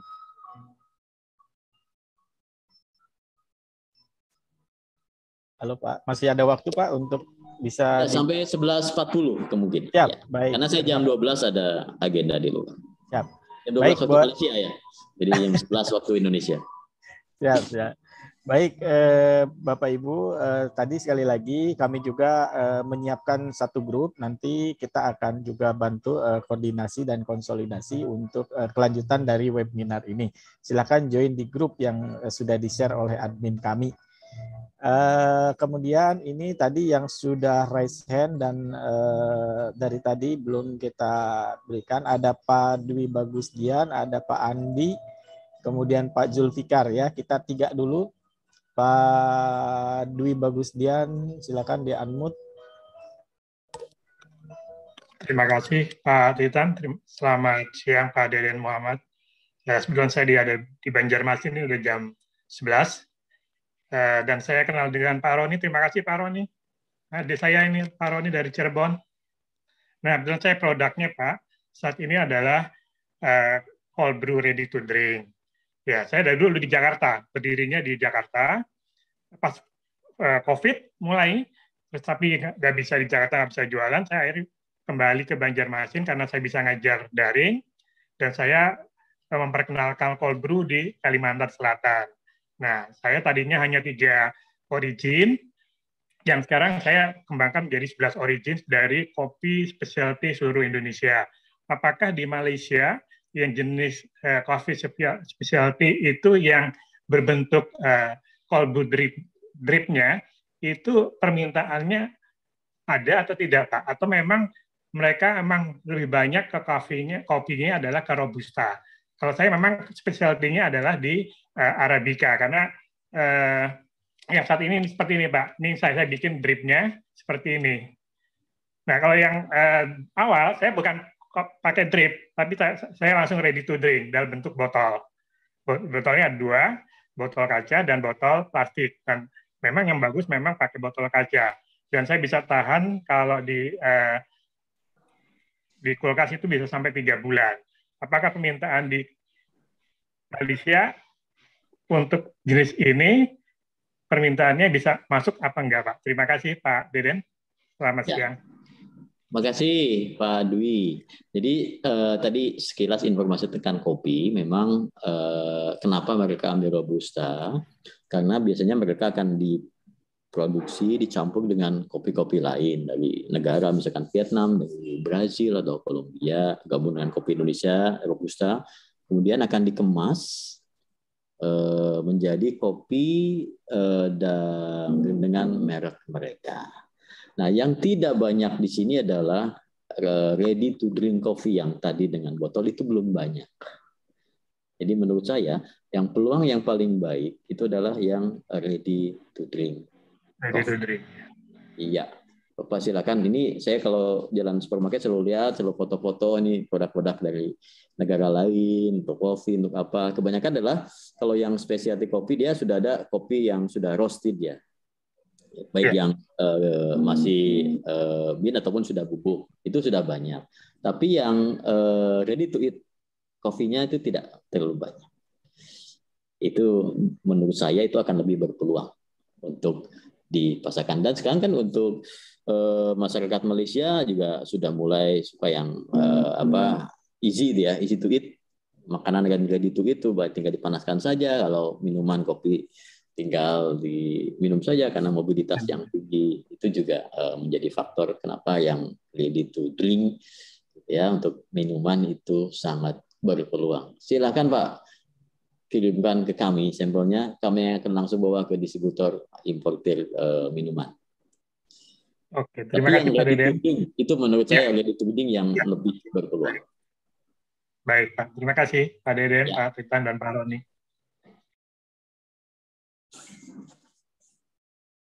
Baik, terima kasih Pak Dwi, Pak Deden. Lanjut Pak Andi Kurniawan ya. Silakan Pak Andi di unmute ya dan oke.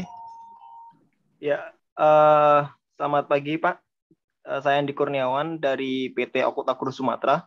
Jadi kami fokus di supporting bahan baku untuk industri makanan dan minuman. Jadi ada beberapa produk termasuk cocoa powder, kopi sama DC Katit Coconut. Jadi saya pengen untuk masuk ke Malaysia. Ini kan karena baru juga, biasanya kami di Bangladesh dan beberapa ke Korea gitu Pak. Jadi kalau untuk cocoa powder, saya jadi pengen fokusnya ke cocoa powder produknya. Jadi saya pengen ada gambaran tentang industri makanan dan minuman yang menggunakan bahan baku cocoa powder di Malaysia itu seperti apa Pak? Karena beberapa negara itu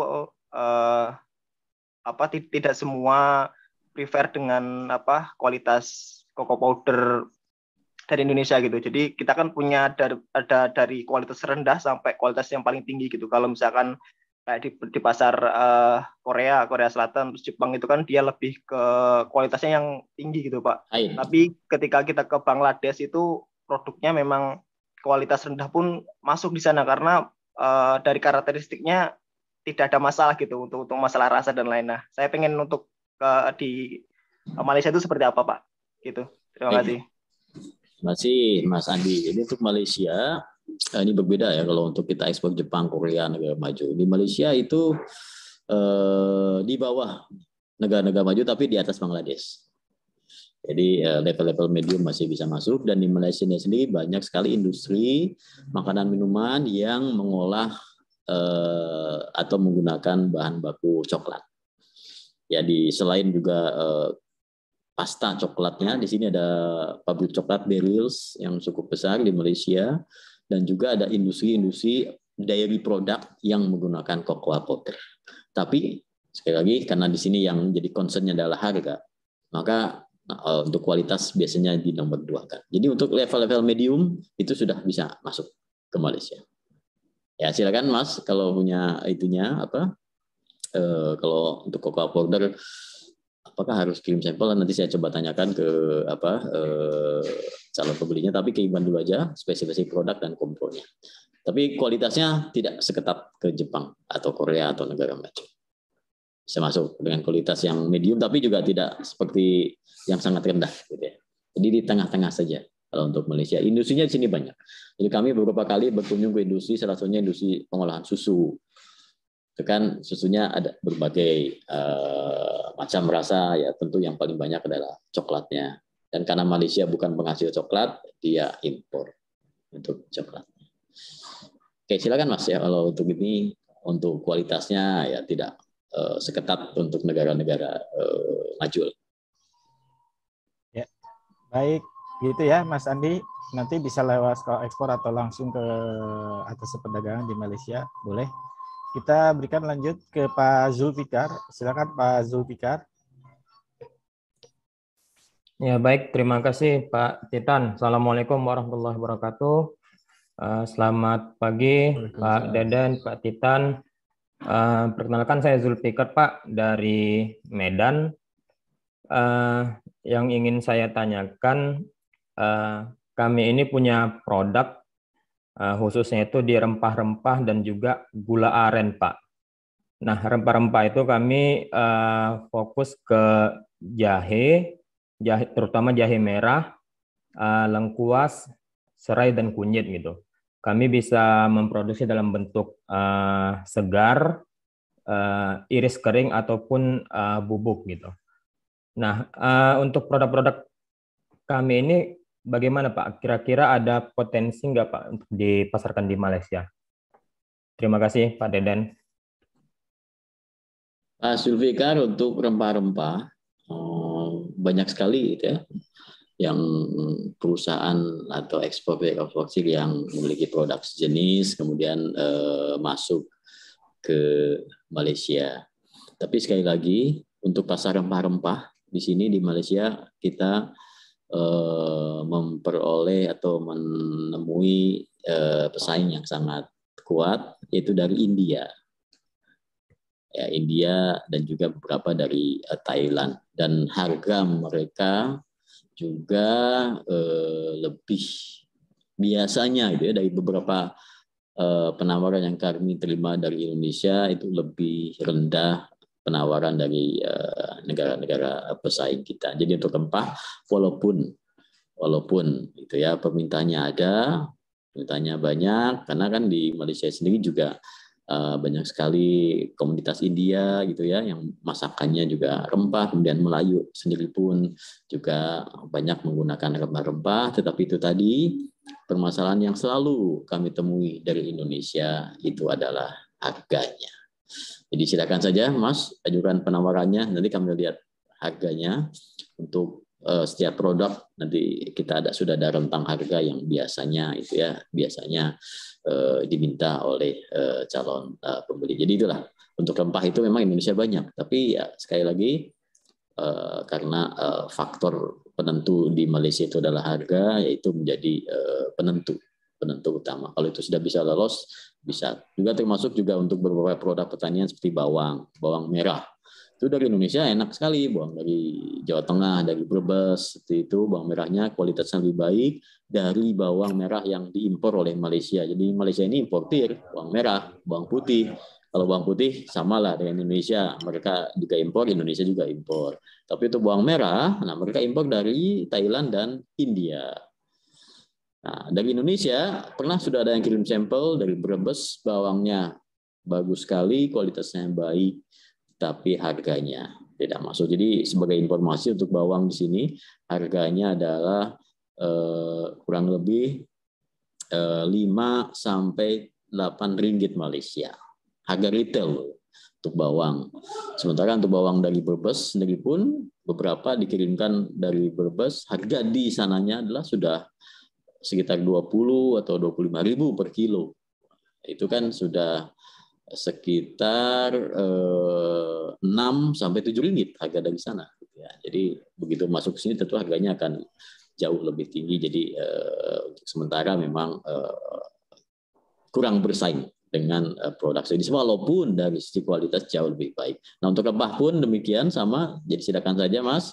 Jadi untuk rempah memang hambatannya adalah seperti itu, ya kami menyampaikan apa adanya di sini. Kira-kira kondisi pasarnya yang akan ditemui adalah ya seperti yang tadi kami sampaikan. Mas Zulfikar, jadi silakan dikirimkan saja penawarannya dan produknya seperti apa.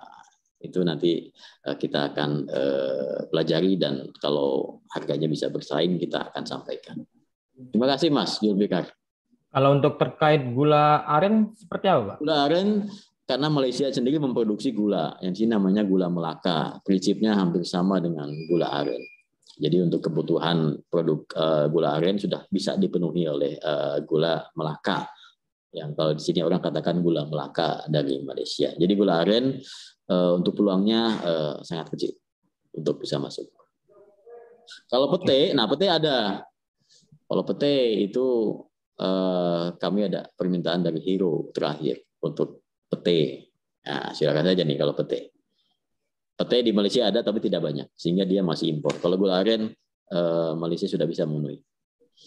Untuk desiccated coconut juga sudah ada eksportir besar dari Indonesia yang mensuplai untuk pasar Malaysia. Jadi untuk yang UKM sepertinya menurut saya ya, saya katakan memang perlu perjuangan lebih untuk desiccated coconut. Karena yang masuk sini yang dari industri yang dia memproduksi secara massal. Jadi harganya memang bersaing. Tapi untuk petai tadi silakan, untuk rempah juga silakan selama harganya. Kalau gula aren agak berat karena di sini ada produk lokalnya. Siap, terima kasih Pak Deden. Ya, terima kasih Pak Julfikar. Masih ada waktu, kita kasih kesempatan. Ada tadi yang sudah raise hand dan belum sempat ini adalah ada Cik ya, Ajril Fat sama siapa tadi? Busri ya. Coba Cik ini silakan di-unmute Cik dulu, siapa nih namanya? Ya. Namanya Cik atau siapa nih? Iya Pak, saya namanya Cik Pak. Ya, jadi kebetulan saya ada 2 produk ya Pak ya. Produk pertama adalah produk sirup secang yang punya saya sendiri. Nah, ini kebetulan karena tanpa bahan pengawet dan bahan kimia, jadi expirednya tidak terlalu lama. Jadi sekitar antara 6 sampai 10 bulan. Nah, untuk expirednya kalau standar di sana itu minimal berapa lama, pertanyaan saya itu. Yang pertama itu. Kemudian untuk produk satunya, saya berlaku sebagai trader ya, bukan produser. Jadi saya ada kawan yang memproduksi artisan cheese yang standarnya internasional, Pak. Jadi dia punya sertifikasi internasional. Kemudian dan kalau untuk yang artisan cheese ini kan organik, dari makanan si sapinya tuh juga dia benar-benar rumput liar ya, jadi nggak ada obat-obatan sama sekali. Nah, artisan cheese ini dia pasarnya adalah menengah ke atas, Pak. Nah, kalau untuk sebagai trader itu bagaimana prosedurnya, dan mungkin ada saran-saran yang bisa supaya saya bisa mengekspor produk-produk Indonesia yang memang buatan yang memang secara kualitas bagus. Termasuk si sirup secang ini kan sebenarnya secara historikalnya itu adalah bahwa Raja-Raja Mataram dulu menemani orang-orang Belanda minum wine, tapi karena tidak minum alkohol maka dibuatlah formula sirup secang ini.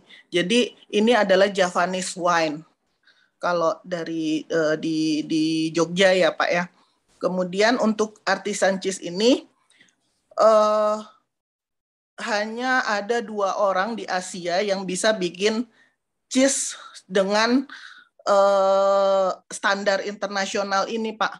Jadi mungkin Bapak bisa kasih saran bagaimana saya bisa memasarkan 2 produk ini di Malaysia untuk diekspor ke Malaysia.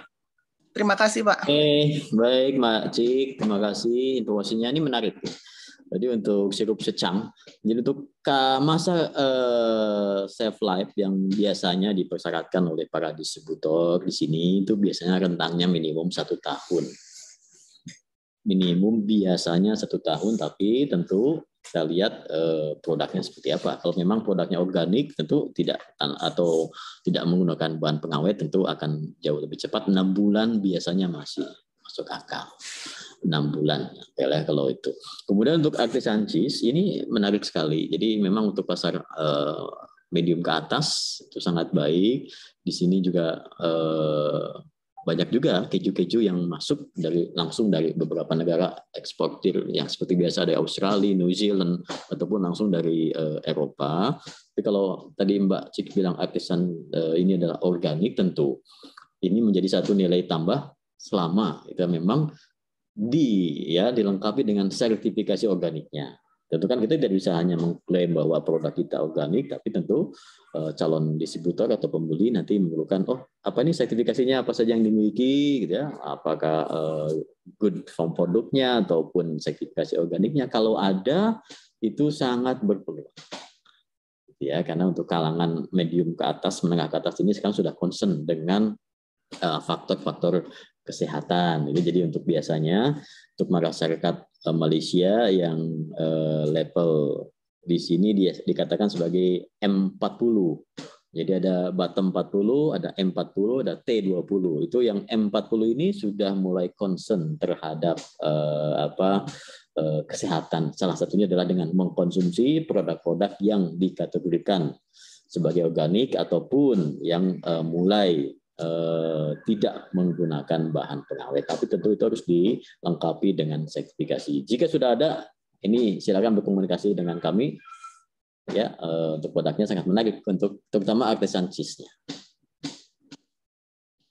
Baik, terima kasih Pak Deden. Ini masih ada beberapa yang tadi sudah raise hand dan. Mungkin satu lagi ya Mas Titan. Satu lagi, oke. Segera siap. Meninggalkan kantor. Baik. Terima kasih Pak Deden. Kesempatannya satu lagi, Ibu Rizky Adrianti, silakan di-unmute dan kameranya dinyalakan. Bu Rizky, tadi udah mau bertanya dari tadi ini. Bu Rizky, halo. Bu Rizky. Baik, karena tidak tersambung dengan Ibu Rizky Adriati, orangnya mungkin tidak on. Tadi sudah bertanya, sudah raise hand. Kita kasih kesempatan terakhir. Bentar, tadi yang oke, Ajril Alfat ya.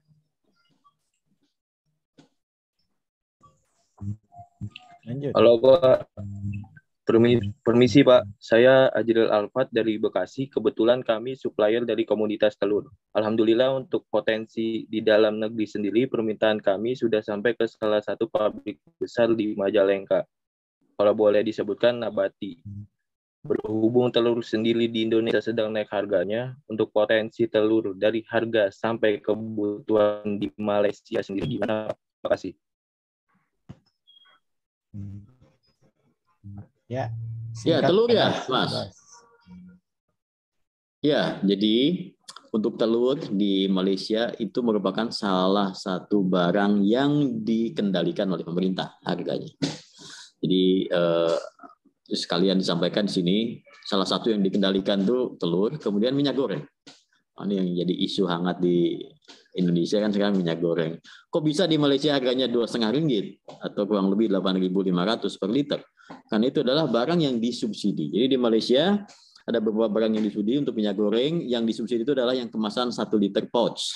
Yang menggunakan plastik simpel itu 1 liter disubsidi dan hanya bisa beli dua pack per orang per kali beli. Itu disubsidi pemerintah harganya Rp2,5. Kalau yang lain minyak botolan, minyak goreng itu dijual secara dengan harga pasar harganya Rp6 sampai Rp7. Jadi kalau 6 itu sekitar 19.000 sampai Rp7 sekitar 22.000 per kilogram atau per liter. Jadi harganya memang masih tinggi dari Indonesia. Jadi itu minyak termasuk untuk telur. Jadi untuk telur memang harganya ada nilai HET-nya. Tidak boleh ada harga telur. Ada 3 grade-nya di sini di Malaysia. Telur itu ada grade A, grade B, dan grade C. Grade A itu dilihat dari ukurannya, per kilonya isi berapa. Kalau nggak salah saya lupa nominalnya per grade-nya, tapi makin tinggi, makin C itu makin ukurannya makin besar. Jadi jumlah per kilogramnya makin sedikit. Itu ada harga eceran tertingginya ditentukan oleh pemerintah Malaysia. Dan untuk impornya, untuk impor telur dan daging itu memerlukan izin terlebih dahulu dari pemerintah Malaysia. Ya, seperti kemarin untuk ayam ayam ini Malaysia kekurangan ayam, sehingga dia mengeluarkan kebijakan untuk mengimpor 1 juta ayam gitu ya, untuk bisa masuk ke Malaysia. Itu terbuka boleh. Nah, untuk telur juga sama. Untuk importirnya itu harus memiliki izin terlebih dahulu, karena di Malaysia sendiri pun telurnya sudah ada industri yang mensuplai dari domestiknya, sehingga untuk impornya agak diperketat untuk telur, kecuali dagingnya. Daging ayam, daging sapi itu pure Malaysia impor dari beberapa negara ya, termasuk dari Australia. Dari Indonesia juga kemarin ada beberapa untuk ayam beku juga dikirim ke Malaysia. Tapi untuk telur sekali lagi memerlukan izin dari kementerian di Malaysia. Untuk harganya tergantung grade A, B, C, D-nya. Saya lupa, nanti bisa kontak kami untuk mendapatkan harga detail untuk telurnya. Kira-kira seperti itu, Mas. Ya, baik Pak Deden, terima kasih sekali atas waktunya, karena Pak Deden mungkin sebentar lagi ada tugas dan meeting di luar. Ya. Buat teman-teman UKM yang sudah hadir juga saya ucapkan terima kasih. Bila mana masih ada pertanyaan yang belum jelas dan mungkin nanti mau dilanjut, bisa gabung di grup WhatsApp ya yang sudah kami sediakan di link chat ya, boleh, nanti admin akan share lagi. Dan kami juga insya Allah nanti akan terus berkomunikasi dengan pihak atas perdagangan untuk menindaklanjuti Zoominar ini. Dan mudah-mudahan kita bisa ekspor ke Malaysia, baik secara retail atau nanti secara kontainer dan lain sebagainya. Ya, buat teman-teman tetap semangat ya, walaupun kondisi pandemi, dan mudah-mudahan sebentar lagi segera berakhir kita pandeminya, dan kita akan melesat ya setelah pandemi ini, untuk kita bisa ekspor ke beberapa negara termasuk Malaysia. Untuk acara Zoom kali ini kita cukupkan sekian. Sekali lagi terima kasih banyak, hatur nuhun Pak Deden atas waktunya sudah meluangkan bersama kami Sekolah Ekspor dan teman-teman UKM. Semoga pertemuan ini bermanfaat dan membawa perubahan untuk produk-produk UKM yang ada di Indonesia. Assalamualaikum warahmatullahi wabarakatuh. Salam ekspor. Waalaikumsalam. Terima kasih.